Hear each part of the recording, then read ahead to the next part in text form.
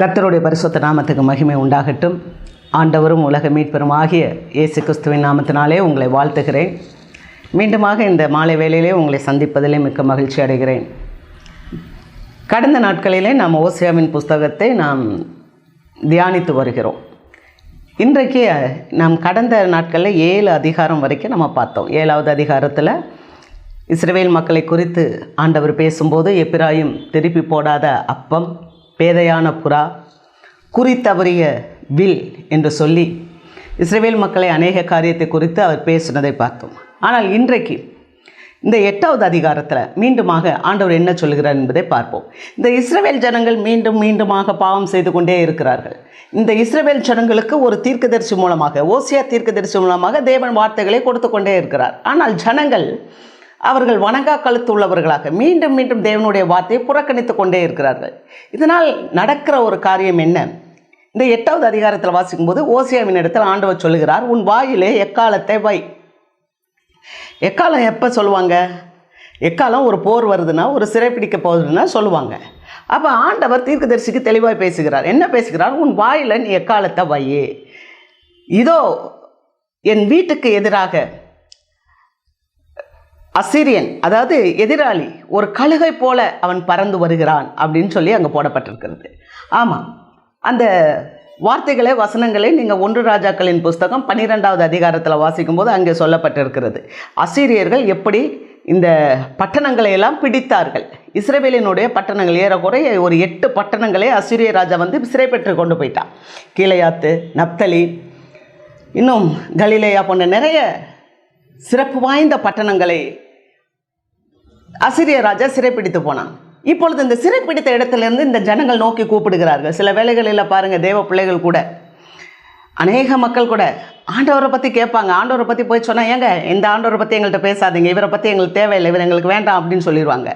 ஒரு பிரச்சனை வந்துருச்சுன்னா, ஒரு நோய் வந்துருச்சுன்னா, ஒரு கஷ்டம் வந்துருச்சுன்னா, ஒரு குடும்பத்தில் ஒரு குழப்பம் வந்துருச்சுன்னா, ஒரு பணப்பிரச்சனை வந்துருச்சுன்னா, கடன் பிரச்சனை வந்துருச்சுன்னா, வியாதி படுக்க வந்துருச்சுன்னா நேராக வருவாங்க. ஆண்டவரே எங்களுக்கு சுகம் தாங்க, எங்களுக்கு இந்த சூழ்நிலையிலேருந்து எங்களை மாற்றுங்க. இப்படித்தான் இந்த ஜனங்கள் ஒரு தற்காலிகத்துக்காக அந்த இடத்துல இருந்து, அடிமைத்தனத்திலிருந்து அவர்கள் நோக்கி கூப்பிட்டார்கள். ஆனால் ஆண்டவர் சொன்னார், எப்போ நீ அங்கெல்லாம் இருந்து அப்படிலாம் கூப்பிட்டா நான் கேட்க மாட்டேன் அப்படின்னு சொன்னார். அப்போ இந்த இஸ்ரவேல் ஜனங்கள் கர்த்தருக்கு பயப்படாமல் அவங்க வந்து சும்மா தன்னுடைய பரிகாரத்தையே தேடி அவங்க அப்படியே இருந்ததுனால ஆண்டவர் தெளிவாக அவர் மீண்டும் அவங்கள்ட்ட பேசிக்கிட்டே இருக்கிறார். இவங்க என்ன பண்ணிட்டாங்க? பொன் கன்று குட்டிகளை செய்தார்கள். அங்கே வசனத்தை வாசிக்கிறோம். 8வது அதிகாரம் 4வது வசனத்தை வாசிக்கும்போது, எப்பிராயிம் பொன்னினாலும் வெள்ளினாலும் அவன் என்ன பண்ணாரா? கன்று குட்டிகளை செய்தார்கள் என்று அங்கே வாசிக்கிறோம். அப்போ இவர்கள் தங்களுக்கென்று ராஜாக்களை ஏற்படுத்தினார்கள். ஆனால் ஆண்டவர் ராஜாக்களை ஏற்படுத்த சொல்லலை. இவர்கள் தங்களுக்கென்று அதிபதிகளை ஏற்படுத்தி கொண்டார்கள். ஆனால் அதில் தேவன் பிரியப்படலை. இன்றைக்கி நல்லா பாருங்கள், நம்மளுடைய உலகத்தில் கூட, நம்மளுடைய தேசத்தில், நம்மளுடைய சமுதாயத்தில் ஆண்டவர் மக்களை தேர்ந்தெடுக்கிறாரா, இல்லை மனிதர்கள் நம்மளே சுயமாக ஏதோ ஒரு காரியத்துக்காக நம்மளை ஆட்சியாளர்களை ஏற்படுத்திக்கிறோமா? ஆண்டவர் ஆட்சியாளர்களை ஏற்படுத்துகிறான்னு சொன்னால் அதுக்கு ஒரு முறைமை இருக்குது. நீதியான முறை, ஓட்டு போடுற முறை, வாக்குச்சீட்டை வாங்கி கொண்டு போய் நம்ம போடுறது, இத்தனை காலமும் நம்ம போட்டுட்டு வந்திருக்கோம். ஆனால் இப்போ அப்படி இல்லை, பணத்துக்காக ஓட்டு போட்டு ஆட்சியாளர்களை ஏற்படுத்துகிறோம். அது மாதிரி தான் இந்த இஸ்ரவேல் ஜனங்கள் ஏதோ ஒரு காரியத்துக்காக ராஜாக்களை தங்களுக்கு வேணும், ஆண்டவர் தங்களை ஆளுகை செய்ய வேண்டாம். இதை ஏற்கனவே நம்ம பார்த்துருக்கோம். இப்படி செஞ்சு இவர்கள் என்ன பண்ணிட்டாங்க? ஆண்டவரை புறந்தள்ளி கொண்டே இருந்தார்கள். ஆக ஆண்டவர் பார்க்குறார், பொன் கன்றுக்குட்டிகளை செஞ்சாங்க. ஏன் கன்றுக்குட்டிகளை செஞ்சாங்க தெரியுமா? இந்த காளை என்னத்துக்கு அடையாளமாய் காணப்பட்டதுன்னா, காளை பலத்திற்கு அடையாளமாய் காணப்பட்டது. இன்னொன்று என்ன ஆகுது கேட்டிங்கன்னா, இந்த காளை வந்து சுற்றி இருக்கிற, அவர்களை சுற்றி காணப்படுகிற எதிரிகளிடத்திலிருந்து தங்களை காத்துக்கொள்ள வேண்டும் என்பதற்காக பலத்திற்காக ஒரு காளையை செய்தார்கள். வெள்ளியினாலும் பொன்னினாலும் செய்து வைத்துக்கிட்டாங்க. அடுத்து அவங்க என்ன பண்ணாங்க அப்படின்னு சொன்னால், தானியம் வேணும், பசி இல்லாமல் சாப்பிடணும், இது 2 இருந்தால் போதும். 2 இருந்தால் போதுமா? பசி இருந்தாமல் சாப்பிட்டா போதுமா? நீ பலத்தோடு இருந்தால் போதுமா? ஆண்டவர் வந்து நம்மளை பாதுகாக்கணும்ல, ஆண்டவர் வந்து நமக்கு சுகம் கொடுக்கணும்ல, ஆண்டவர் வந்து நல்ல காரியங்களில் நம்மளை வளர்க்கணும்ல. இல்லாட்டா பசி இல்லாமல்னா ஒருத்தருக்கு ஒருத்தரே நம்ம என்ன பண்ணிக்கிடுவோம்? அடித்து மாண்டு சேர்த்துக்கிடுவோம் இல்லையா? அப்போ ஒரு ஒழுக்கம், நீதி, நேர்மை இதெல்லாம் கடைப்பிடிக்காம இவங்க பொண்ணு கண் குற்றியும் இதையும் செஞ்சாங்க. அதைத்தான் வசனம் வாசிக்கிறோம். அது காது இருந்தும் கேட்காது, வாய் இருந்தும் பேசாது, மூக்கு இருந்தும் முகராது, அதுக்கிட்ட எந்த உதவியும் பெற்றுக்கொள்ள முடியாது. ஏன்னா அதை ஒரு தட்டான் செய்கிறான் என்று அங்கே ஓசியா சொல்கிறார். ஆண்டவர் சொல்கிறார் ஓசியாட்ட, வாயில் எக்காலத்தை வை, நான் சொல்கிறத சொல்லுன்னு சொல்கிறார். அவர் போய் சொல்லும் போது சொல்கிறார், அது ஒன்றும் செய்யாதுப்பா, அதுக்கு பேச தெரியாது, அது ஒன்றும் முடியாது. மனிதன் தெய்வத்தை படைக்க முடியாது, தெய்வந்தான் மனிதனை படைக்க முடியும். ஹல்லேலூயா. இதை தான் இஸ்ரவேல் மக்கள் சொன்னாங்க, செஞ்சாங்க. என்ன சொல்கிறது தெரியுமா? அவர்கள் காற்றிலே விதைத்து சூறை காற்றை அறுவடை செய்தார்கள். எங்க காற்றில் போய் யாராவது விதைக்க முடியுமா? அங்கே வசனம் அவங்க சொல்லியிருக்கு, காற்றில் விதைத்தார்கள், சூறை காற்றை அறுவடை செய்தார்கள். அப்போ ஒரு விதையை நீங்கள் இப்படி தூவி விட்டீங்கன்னா காற்றில் அது எங்கே போகும், எப்படி போகும் தெரியாது. இஸ்ரவேல் ஜனங்கள் அப்படி தான் இருந்தாங்க. ஒரு விதையை விதைக்கணும்னு சொன்னால் பண்பட்ட இடத்துல நல்ல சூரிய வெளிச்சம் வரணும், நீர் பாய்ச்சணும், வளமான மண் இருக்கணும். அந்த இடத்துல நீங்கள் விதைகளை போட்டால் நல்ல விளைச்சலை எடுப்பீங்க.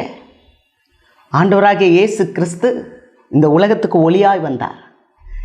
இயேசு கிறிஸ்து சொல்லுகிறார், யோவானுக்கு எழுதின நற்செய்தி நூல் 8வது அதிகாரம் 12வது வசனத்தில், ஒருவன் என்னை பின்பற்றி நடந்தால் அவன் இருளிலே நடப்பதில்லை. அப்போ எவ்வளவு வெளிச்சம்! வசனத்தில் சொல்ல, நீதியின் சூரியன் உங்கள் மேல் உதிக்கும், அவர் சட்டைகளின் நிழலிலே ஆரோக்கியம் இருக்கும், நீங்கள் வெளியே புறப்பட்டு போய் கொளுத்த கன்றுகளைப் போல வளருவீர்கள். எங்கே வெளியே புறப்பட்டு போய் எந்த இடத்துல நீ சிறைப்பட்டு இருக்க? நீ அசிரியனால் சிறைப்பட்டு இருக்கிறியா? அந்நிய நுகத்தில் நீ அடிமைப்பட்டு இருக்கிறியா? அல்லது உன்னுடைய குடும்பத்தில் ஏதோ ஒரு தவறான காரியத்தில், ஒரு பாவ செயலில், ஒரு உலகத்தில் ஈர்ப்பு செயலில் நீ அடிமைப்பட்டு இருக்கியா?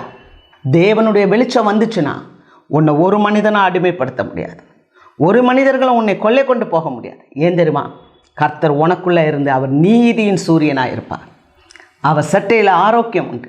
நீ வெளியே புறப்பட்டு போவ, சிறையிருப்பிலிருந்து வெளியே வருவ, கொளுத்த கன்றுகளைப் போல் வளருவ. ஒரு யானையை பிடிச்சு ஒரு சங்கிலியில் கட்டி போட்டு பழக்குவாங்க, அதுக்கப்புறம் அந்த சங்கிலியை எடுத்துருவாங்க. சும்மா ஒரு கயரில் தான் கட்டி வச்சுருப்பாங்க. அந்த கயரை அவுத்துட்டு அந்த யானையால் போக முடியும், ஆனால் அது போக முயற்சி பண்ணாது. ஏன்னு சொன்னால் அது அடிமைத்தனத்திலிருந்தே பழகிருச்சு. இதை கேட்டுக்கொண்டு இருக்க தேவ மக்களே, சிகரெட்டு, மது, மாது, இச்சைகள், போதை வஸ்துக்கள், அயோதிலிருந்து என்னால் விடுபட முடியலை. இழிவான ஆதாயத்துக்காக அநேக பெண்களோடு தவறான பாலிய உறவுகள் இதெல்லாம் இருக்குதா? அடிமைத்தனத்திலேருந்து வெளியே வரணும். அதைத்தான் அவங்க இஸ்ரவேல் மக்கள்கிட்ட ஆண்டவர் எதிர்பார்த்தார். நீ அடிமையாக இருக்க வேண்டாம், நீ சோரம் போக வேண்டாம், என்னை நோக்கி வா, நீ என்கிட்ட திரும்பி வா என்று கர்த்தர் சொல்கிறார். அங்கே அவங்க காற்றில் விதைத்து சூறை காற்றை அறுவடை செய்தார். இன்றைக்கி அந்த இயேசுவை நீங்கள் நோக்கி பாருங்கள். அவரால் கூடாத காரியம் ஒன்றுமில்லை. அவரே உலக இரட்சகர், நம்மளை விடுவிக்கும்படி வந்தவர். ஹீ இஸ் அவர் ரெடிமர். அவர் மட்டும்தான் உங்களை என்னையும் விடுவிக்க முடியும். இந்த உலகத்தில் வேறு யாரும் உங்களை என்னை விடுவிக்க முடியாது. உங்களுக்காக எனக்காக தன்னுடைய ஜீவனை கொடுக்க முடியாது. ஆண்டவராக இயேசு கிறிஸ்து உங்களுக்காக எனக்காக தன்னுடைய ஜீவனை கொடுத்தார். இந்த 8வது அதிகாரத்தில் 2 காரியத்தை தான் நம்ம பார்க்குறோம். என்னன்னு சொன்னால் 1லிருந்து 7 வசனங்கள் வரை அவர்கள் வேற்று தெய்வங்கள், விக்கிரகங்களை வழிபட்டார்கள், விக்கிரகங்களை உண்டு பண்ணினார்கள் என்று பார்க்கிறோம். அடுத்து 2வது காரியம் என்னன்னா, வேற்று ஜனத்திடத்தில் போய் அவர்கள் தங்களை இழந்து விட்டார்கள். வேற்று அந்நியரையே விரும்பினாங்க. அந்நியர் நமக்கு உதவி செய்வார்கள். அதனால தான் அங்கே என்ன சொல்லியிருக்கு தெரியுமா? 8வது அதிகாரம் 8வது வசனத்தில், இஸ்ரவேல் விரும்பப்படாத பாத்திரம். பார்த்தீங்களா? 7வது அதிகாரத்தில் பேதையான புறா, குறித்தவறிய வில், திருப்பி போடாத அப்பம், இப்படியெல்லாம் பார்த்தோம். ஆனால் இன்னைக்கு காற்றில் விதைத்து சூறை காற்றை அறுவடை செய்கிற இந்த கூட்டம் விரும்பப்படாத பாத்திரமாய் காணப்படுகிறது. ஆண்டவராகிய தேவன் இந்த ஜனத்தை தனக்கென்று தெரிந்து கொண்டார். தன்னுடைய கரத்தில் அந்த ஜனத்தை வணைந்து கொண்டார். இதன் மூலமாக தன்னை இந்த உலகத்துக்கு வெளிப்படுத்த வேண்டும் என்று அவர் திட்டம் வைத்திருந்தார். ஆனால் இந்த இஸ்ரவேல் ஜனம் சோரம் போனது. யார்கிட்ட சோரம் போனது? தேவனை நம்பலை. அது தன்னுடைய கைகளின் பிரயாசங்கள், விக்கிரக ஆராதனைகள். விக்கிரக ஆராதனை என்று சொல்லும்போது கொலோசையர் புஸ்தகம் 3வது அதிகாரம் 5வது வசனம் எப்படியா சொல்லுகிறது? விபச்சாரம், வேசித்தனம், மோகம், துர்ரீட்சை, விக்கிரக ஆராதனையாகிய பொருளாசை இவைகளை உங்களிடத்தில் இருந்து அழித்து போடுங்கள். ஹல்லேலூயா. உங்கள்கிட்ட இருந்து எடுத்து போட்டுருங்க. எவ்வளோ பெரிய ஊழியக்காரனாக இருந்தாலும் சரி, எவ்வளோ பெரிய ஊழியத்தை செய்தாலும் சரி, நம்ம கிட்ட தகாத சில காரியங்கள் இருக்கும் என்றால் அதை நாம் அழித்து போட வேண்டும், தகர்த்து போட வேண்டும், எடுத்து போட வேண்டும். அதைத்தான் கொலோசியரில் அவர் சொல்லுகிறார். எடுத்து போடுங்கள், தகர்த்து போடுங்கள், விட்டு விடுங்கள். ஆண்டவர் அங்க பவுல் ஒரு சில காரியங்களை அங்க கிளாசிஃபை பண்றார்.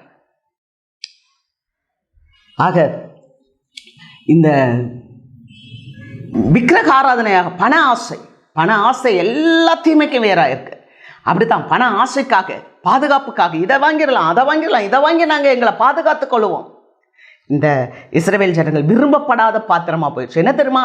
இஸ்ரவேல் ஜனத்தினுடைய எல்லா ஆசீர்வாதங்களும் அந்நிய ஜனங்கள் பயன்படுத்தினார்கள். ஆனால் இந்த ஜனங்களை உதாசீனப்படுத்தினார்கள். ஜனங்களை உதாசீனப்படுத்த காரணம் என்ன தெரியுமா? தனிப்பட்ட ரீதியில் ஒழுக்கம் இல்லை, தனிப்பட்ட ரீதியில் உண்மை இல்லை, தனிப்பட்ட ரீதியில் உன் சகோதரனை புறங்கூறி திரிகிற, தனிப்பட்ட ரீதியில் உன் சகோதரனிடத்தில் நீ குற்றம் காணுகிற. அதுதான் தப்பு. யாரையும் நியாயம் தீர்க்க தேவன் அதிகாரம் கொடுக்கவில்லை. ஆண்டவராகிய தேவன் தன்னுடைய குமாரனாகிய கிறிஸ்துவுக்கு மாத்திரம்தான் நியாயம் தீர்க்கிற அதிகாரத்தை கொடுத்தார். ஆகவேதான் அவர் பிலிப்பியரில் சொல்லியிருக்கார், முழங்கால் யாவும் உனக்கு முன்பாக முடங்கும். இஸ்ரவேல் ஜனம் அகந்தை உள்ளதாய், ஆணவம் உள்ளதாய், இருமாப்பு உள்ளதாய், தீண்டாமை உள்ளதாய். இன்னைக்கு பாருங்க, தேசத்துல தீண்டாமை, அறியாமை காணப்படுகிறது. ஏமாற்றுகிற வஞ்சகங்கள், சூழ்ச்சிகள், பொய். ஓசியாவின் காலத்தில் எப்படி காணப்பட்டதோ அதே போல இன்றைக்கு குடும்பங்களிலும், தேசங்களிலும், சமுதாயங்களிலும் இது போன்ற காரியங்கள் காணப்படுகிறது. அதுக்கு தான் ஆண்டவர் தேவை நமக்கு. இயேசு வந்துட்டாருன்னா அங்கே இருக்கிற அகந்தைகள் மாறி போயிடும், பொறாமைகள் மாறி போயிடும், கொலைவெறிகள் மாறி போயிடும். எப்படியாகிலும் மற்றவர்களை அடிமைப்படுத்த வேண்டும் அந்த சிந்தை, அந்த எண்ணம் மாறி போயிடும். காரணம், இயேசுவே அடிமையாக உலகத்துக்கு வந்தார். ஹல்லேலூயா, ஸ்தோத்திரம். எவ்வளோ பெரிய தேவன், வானத்தையும் பூமியை உண்டாக்கின சர்வ வல்லமை உள்ள கர்த்தர். அவர் இந்த பூலோகத்தில் அடிமையாக வந்தார். அடுத்து என்ன தெரியுமா? விரும்பப்படாத பாத்திரம். அடுத்து நான் சொல்லி முடிக்கிறேன். அடுத்து சொல்கிறாரு, இஸ்ரவேல் ஜனங்களை காட்டுக்கழுதை, காட்டுக்கழுதை என்று சொல்கிறார். எவ்வளவோ வார்த்தைகளை அனுப்புகிறார், கீழ்ப்படிய மாட்டேன்றாங்க. இவ்வளோ வார்த்தைகளை அனுப்புகிறார், கீழ்ப்படியாமல் போகிறதுக்கு என்ன காரணம் தெரியுமா? ஒரு கதை சொல்லுவாங்க. நிறைய வார்த்தைகளை அனுப்புகிறோம், அது எங்களுக்கு இல்லைன்னு சொல்கிறாங்களாம். இன்றைக்கி நிறைய தேவ பிள்ளைகள்கிட்ட போய் சொல்லுங்கள் வார்த்தைகளை, நிறைய மக்கள்கிட்ட சொல்லுங்கள் வார்த்தைகளை, எங்களுக்கு இல்லைன்ட்டு போயிடுவாங்க. சின்ன வயசில் எங்கள் அம்மா ஒரு கதை சொல்லுவாங்க. என்ன சொல்லுவாங்கன்னா, ஒரு போதகர் இருந்தாராம். அவர் ஒரு நாள் சபையில் பிரசங்கம் பண்ணிகிட்டு இருந்தாராம். பிரசங்கம் பண்ணிகிட்டு இருக்கும்போது ஒரு அம்மா வந்து சொன்னாங்களாம், எங்கள் வீட்டில் இருந்த கோழியை காணாங்க, கோழியை கண்டுபிடிச்சு தரணும் அப்படின்னு சொன்னாங்களாம். அந்த போதகர் ஐயர், சரிம்மா நீ போய் உட்காருன்னு சொல்லிவிட்டு இவர் பிரசங்கத்தில் என்ன சொல்லியிருக்கிறாரு, கோழியை எடுத்தவங்க முட்டையை எடுத்துகிட்டு கோழியை விட்டுருங்கன்னு இருக்கார். திரும்ப அவர் பிரசங்கத்தில் உட்காந்துட்டு சொல்கிறாரு, கோழியை எடுத்தவங்க முட்டையை எடுத்துகிட்டு கோழியை விட்டுருங்கன்னு சொன்னார். இதை கேட்டுட்டு இந்த போதகர் அம்மா என்ன பண்ணாங்க, டக்குன்னு சபையிலேருந்து எந்திரிச்சு போய் கோழி முட்டையை எடுத்துகிட்டு கோழியை திறந்து விட்டாங்க. இப்போ கோழி போயிடுச்சு. போதகர் என்ன பண்ணார்னா, ஊழியத்தை முடிச்சுட்டு வீட்டுக்கு வர்றாரு. வீட்டுக்கு வந்துட்டு ஞாயிற்றுக்கிழமையில் சிக்கன் சாப்பிட்ணும், கோழியை அடிக்கணும்னு சொல்லிட்டு போய் பஞ்சாரத்தை திறந்துட்டு கோழியை தேடுறாரு. கோழியை காணோம். மனைவியை கூப்பிட்டு கேட்குறாரு, கோழி எங்கடி அப்படின்னு. நீங்கள் தானேங்க சொன்னீங்க முட்டையை எடுத்துகிட்டு கோழியை விட்டுருங்கன்னு சொன்னீங்க, அதனால் நான் வந்து முட்டையை எடுத்துகிட்டு கோழியை விட்டுட்டேன்னு சொன்னாங்களாம். பார்த்தீங்களா? இதே மாதிரி தான் ஆண்டவர் வார்த்தைகளை நமக்கு கொடுக்குறாங்க. ஆனால் அந்த வார்த்தையை நம்ம கேட்குறதில்ல. அந்த ஊழியக்காரர் சொன்னாராம், அந்த போதகர் சொன்னாராம், ஊருக்கு தாண்டி உபதேசம் உனக்கும் எனக்கும் கிடையாதுன்னு சொன்னாராம். அதே மாதிரி இந்த இஸ்ரவேல் ஜனங்கள் ஆண்டவரை அறிந்திருந்தார்கள், ஆண்டவருடைய வார்த்தையை கேட்டாங்க. ஆனால் ஆண்டவருக்கு அவர்கள் கீழ்ப்படியவில்லை. தொடர்ந்து அவர்கள் கீழ்ப்படியாதனால மற்ற மன்னர்கள் இவர்களை அடிமைப்படுத்தினார். ஒரு மன்னன் சொல்லுகிறாரு, அதை சொல்லி நான் உங்களுக்கு முடிக்கிறேன், நேரம் அதிக பயிற்சி வேகமாக சொல்லி முடிக்கிறேன். ஒரு மன்னன் சொல்கிறார், 1 சாமுவேலின் புஸ்தகம் 11வது அதிகாரத்தை நீங்கள் வீட்டில் படித்து பாருங்கள். நாகாஸ் என்கிற மன்னன் சொல்கிறாரு, நான் உங்களோடு கூட என்னுடைய உடன்படிக்கை வைத்துக் கொள்ள வேண்டும் என்றால் உங்கள் வலது கண்ணை பிடுங்கி விடுங்கள். நீங்கள் உங்கள் வலது கண்ணை பிடுங்கிட்டு என்கிட்ட சண்டைக்கு வாங்கன்றாரு. எப்படி இருக்கும் பாருங்கள். வலது கண்ணை பிடுங்கிட்டா நீ சண்டைக்கு வரும்போது இடது கையில் கேடகம் வச்சுருப்ப. இந்த கேடகம் என்ன இருக்கும்னா இந்த கண்ணை மறைச்சிரும். ஏன்னா கேடகம் வந்து உன்னை ஃபுல்லாக மறைக்கிற ஒரு இது. அப்போ விசுவாசம் என்ற கேடகத்தை பிடித்துக் கொள்ளுங்கள் பவுல் சொல்கிறாரு எபேசியர் 6. இந்த கேடகத்தை நீ பிடிக்கும்போது இந்த கண்ணால் சைட்டில் பார்க்க முடியாது, ஏன்னா கேடகம் மறைக்கும். இந்த கண்ணில் பார்த்து தான் நீ ஜெயம் எடுக்க முடியும். ஆனால் அந்த நாகாஸ் மன்னன் சொல்கிறான், உன் வலது கண்ணை பிடுங்கித்தான் நான் உன்னோடு கூட உடன்படிக்கை பண்ணுவேன். இன்னைக்கு அந்நிய ஜாதிகளோடு, அந்நிய அரசர்களோடு, அந்நிய மக்களோடு, பெரிய ஒரு வல்லரசுகளோடு நான் உடன்படிக்கை பண்ணுகிறேன்னா அந்த வல்லரசு உன்னை காப்பாற்றாது, இந்த தேசத்தை காப்பாற்றாது. என்னுடைய குடும்பத்தில் இருக்க இவங்க எல்லாத்தோட இவங்க பெரிய வலியவர்கள், இவர்கள் ரொம்ப படித்தவர்கள், இவர்கள் பெரிய அதிகாரத்தில் இருப்பாங்கன்னா அந்த அதிகாரமும் வல்லமையும் உன்னை காப்பாற்றாது. ஆண்டவராகிய இயேசு கிறிஸ்துவினிடத்தில் வரும்போது தான், அதனால தான் அவன் சொல்கிறார் திரும்ப இஸ்ரவேலை நீ திரும்பி வா என்றால் என்னுடைய பாதுகாப்புக்குள்ளாக வா என்று கர்த்தர் சொல்லுகிறார். இன்றைக்கும் இந்த வசனத்தை அவர் முடிக்கும்போது அப்படி தான் சொல்கிறார். என்ன தெரியுமா, நீ எல்லாத்தையுமே இது பண்ணிக்கிடுவேன், உன் நாட்டை காப்பாற்றணும், உன் தேசத்தை காப்பாற்றணும், உனக்கு பணம் தேவை, உன் குடும்பத்தை காப்பாற்றணும், இப்படியெல்லாம் இருப்பேன், ஆனாலும் நான் அதை தீக்கிரையாக்கி போடுவேன்னு சொல்கிறார். அப்போ என்னன்னா, நீ ஆண்டவர் இந்த உலகத்தை படைச்சாருங்க, ஆண்டவர்கிட்ட வரும்போது தான் ஆண்டவருடைய ஆசீர்வாதத்தை பெற்றுக்கொள்ள முடியும். ஏன்னா ஒரு நாளும் பிசாசு ஜெயிக்கவே முடியாது. பிசாசுக்கு இந்த உலகம் ஒப்பு கொடுக்கப்பட்டிருக்கு தான், உண்மைதான், லூக்காவில் சொல்லப்பட்டிருக்கு. ஆனால் இது ஒப்பு கொடுக்கப்பட்டது. இது யாருடையதுன்னா ஆண்டவராகிய இயேசு கிறிஸ்துவோட. இதை பெற்றுக்கொள்வதற்கு நீங்களும் நானும் அதை எடுத்துக்கொள்ள வேண்டும். பரலோக ராஜ்யம் பலவந்தம் பண்ணப்படுகிறது, பலவந்தம் பண்ணுகிறவர்கள் அதை பெற்றுக்கொள்கிறார்கள். கர்த்தருக்கு ஸ்தோத்திரம். இந்த வார்த்தையை கேட்டுக்கொண்டு அருமையான தேவப்பிள்ளையே, உன்னுடைய வாழ்க்கையில் வெற்றி பெற வேண்டும் என்றால் ஆண்டவராகிய இயேசு கிறிஸ்து அந்த நீதியின் சூரியன் இடத்துல வாங்க. நீதியின் சூரியன் உங்களை ஆசீர்வதிப்பார், வெளிச்சம் உங்கள் வாழ்க்கையில் உண்டாகும். அல்லேலூயா. கண்களை மூடி நாம் ஜெபிப்போம். மகா கிருபையும் இரக்கமும் உள்ள எங்கள் நல்ல தகப்பனே, இந்த ஆசீர்வதிக்கப்பட்ட வேலைக்காக நாங்கள் நன்றி செலுத்துகிறோம், உம்மை துதிக்கிறோம், உம்மை ஸ்தோத்திரிக்கிறோம். சத்திய வார்த்தைகளை கேட்டுக்கொண்டிருக்க அருமையான பிள்ளைகளுக்காக நான் ஜெபிக்கிறேன். அநேக விக்கிரக வணக்கத்தில் சுவாமி இது என்னை காப்பாற்றும் என்று சொல்லி சிருஷ்டிகரை தொழுது கொள்ளாமல் சிருஷ்டிப்பை வணங்கி வேதனையோடு காணப்படுகிற உம்முடைய மக்களுக்காக நான் ஜெபிக்கிறேன். ஆண்டவரே, பாவத்திலும் சாபத்திலும் இருக்கிற பிள்ளைகளுக்காக நான் ஜெபிக்கிறேன்.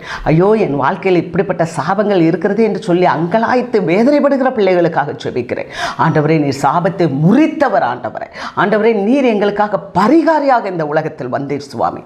உண்மை ஆண்டவரை கொலை செய்து தூக்கிலிட்டார்கள் என்று பார்க்கிறோம். ஆகவே தூக்கிலிடப்பட்டவன் எல்லாம் சபிக்கப்பட்டவன் என்று சொல்லியிருக்கிறபடியினால நீர் எங்களுக்காக சாபமானனால இன்றைக்கு ஒரு நல்ல விசுவாசத்தை ஆண்டவரே இதை பார்த்து கொண்டிருக்கிற தேவ பிள்ளைகளுடைய வாழ்க்கையில் கொடுக்கும்படியாய் ஜெபிக்கிறேன். கர்த்தர் என் பரிகாரி, கர்த்தர் என் ஜீவன், கர்த்தர் என்னை ஆசீர்வதிக்கிறவர், நான் கர்த்தரை தொழுது கொள்வேன், அவரை ஆவியோடும் உண்மையோடும் தொழுது கொள்வேன் என்று சொல்லி ஆண்டவரே உம்மை கிட்ட சேர தேவன் கிருபை செய்யுங்க.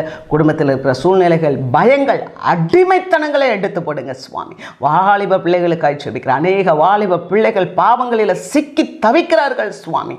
ஆண்டவரே, இந்த கடைசி நாட்களில் ஆண்டவரே இந்த எவ்வளோ கம்யூனிகேஷன்ஸ் இதெல்லாம் பிள்ளைகள் சிக்கி தவித்து கொண்டு இருக்கிறார்கள் சுவாமி. ஆண்டவரே, வாலிப பிள்ளைகளுக்காய் நான் ஜெபிக்கிறேன். வாலிப பிள்ளைகள் கர்த்தருடைய கரத்தில் இருக்கிற அம்புகள் சுவாமி. ஒவ்வொரு வாலிபனையும், வாலிப சகோதரனை கர்த்தர் பொறுப்பெடுக்கும்படியாய் ஜெபிக்கிறேன். அப்பா, எப்படி தானியேலுக்குள்ளாக, சாத்ராக் மேஷாக் ஆபேத்நேகோக்குள்ளாக, யோசேப்புக்குள்ளாக, ஆண்டவரே இன்னுமா எப்பனே குமாரன் ஆண்டவரே காலேபுக்குள்ளாக, யோசுவாக்குள்ளாக விசேஷித்த ஆவி இருந்தது, அப்படிப்பட்ட ஆவியானவர் ஒவ்வொரு பிள்ளைகளையும் நிரப்பும்படியாய் நான் ஜெபிக்கிறேன். வாலிப பிள்ளைகளை கர்த்தர் தொடுங்க சுவாமி, தொடுங்க. தேவ நாமத்தை மகிமைப்படுத்த பிள்ளைகள் தேவ ராஜ்யத்தை கட்ட உப்பாய் ஒளியாய் எழும்பி பிரகாசிக்க கர்த்தர் கிருபை செய்யும். கர்த்தர் அப்படி செய்யறதுக்காக நன்றி ஆண்டவரே. தொடர்ந்து உம்முடைய நாமத்தை மகிமைப்படுத்தும். இயேசு கிறிஸ்துவின் நாமத்தில் ஜெபித்து ஆசீர்வதிக்கிறேன். ஜெபம் கேளும் நல்ல பிதாவே. ஆமேன், ஆமேன், ஆமேன். God bless you.